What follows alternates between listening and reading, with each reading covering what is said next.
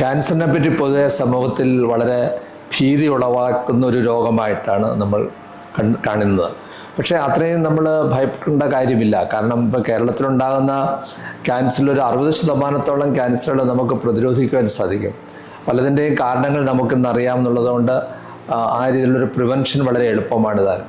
ഉദാഹരണത്തിന് ഇപ്പം പുകയില, മദ്യപാനം തുടങ്ങിയ കാര്യങ്ങൾ. അതിൻ്റെ കൂടെ അതുപോലെ തന്നെ പ്രാധാന്യമുള്ളതാണ് നമ്മുടെ ഭക്ഷണശീലം. ഫാസ്റ്റ് ഫുഡിനും ജങ്ക് ഫുഡിനും ഒക്കെ കൂടുതൽ പ്രാധാന്യം നൽകിക്കൊണ്ടുള്ള ഒരു ഭക്ഷണ സംസ്കാരമാണ് ഇന്ന് നമ്മളുടെ യുവാക്കളുടെയിൽ പ്രത്യേകിച്ച് നമ്മൾ കണ്ടുവരുന്നത്.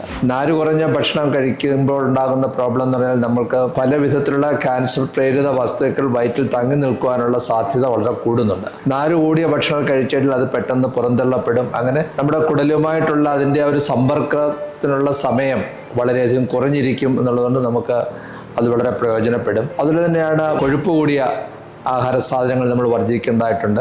കൂടാതെ അധികം റോസ്റ്റ് ചെയ്തിട്ടുള്ള ഗ്രിൽ ഫുഡും ബാർബിക്യൂ ഒക്കെ, അങ്ങനെ പാൻ ഫ്രൈ അങ്ങനെയുള്ള ഫുഡ് ഐറ്റംസ് വളരെ ടേസ്റ്റ് ഉണ്ടാകും. പക്ഷേ ഈ രീതിയിലുള്ള ഉയർന്ന ടെമ്പറേച്ചറിൽ പാചകം ചെയ്യുന്ന ഈ രീതിയിലുള്ള ഭക്ഷണ സാധനങ്ങൾ പലപ്പോഴും നമ്മുടെ ആരോഗ്യത്തിന് ഹാനികരമാണ്. എന്ന് വിചാരിച്ച് ഒരു പ്രാവശ്യം കഴിച്ചു എന്നൊരിച്ചല്ല പറയുന്നത്. അത് റെഗുലറായിട്ട് കഴിക്കുന്നവർക്കാണ് അതിൻ്റെ കൂടുതൽ പ്രശ്നങ്ങൾ വരുന്നത്. ഇപ്പോൾ റെഡ് മീറ്റിനെ പറ്റി എപ്പോഴും ക്യാൻസറുമായിട്ട് ബന്ധപ്പെട്ട് ഉള്ള തെളിവുകൾ ഒരുപാട് ലഭിച്ചിട്ടുണ്ട്. അപ്പം നമ്മൾ ബീഫ്, മട്ടൻ മുതലായ ചുവന്ന ഇറച്ചി കഴിക്കുന്നത് നിരുത്സാഹപ്പെടുത്തേണ്ട ആവശ്യമില്ല, പ്രത്യേകിച്ച് കുട്ടികളിലും യുവാക്കളിലും. അപ്പോൾ ഈ രീതിയിലുള്ള ഭക്ഷണക്രമങ്ങൾ നമ്മൾ മോഡിഫൈ ചെയ്യുന്ന വഴി നമുക്കൊരു പരിധി വരെ ക്യാൻസർ വരാനുള്ള സാധ്യത നമുക്ക് കുറയ്ക്കുവാൻ സാധിക്കും. അതുപോലെ തന്നെയാണ് ചില കാര്യങ്ങൾ. ഇപ്പം ചായയുടെ കാര്യം പറയുകയാണെങ്കിൽ നമുക്ക് ഗ്രീൻ ടീ, അതിൽ ക്യാൻസർ വരാതിരിക്കാനുള്ള പ്രൊട്ടക്ഷനുള്ള പല രീതിയിലുള്ള ഘടകങ്ങൾ അതിലുണ്ട്.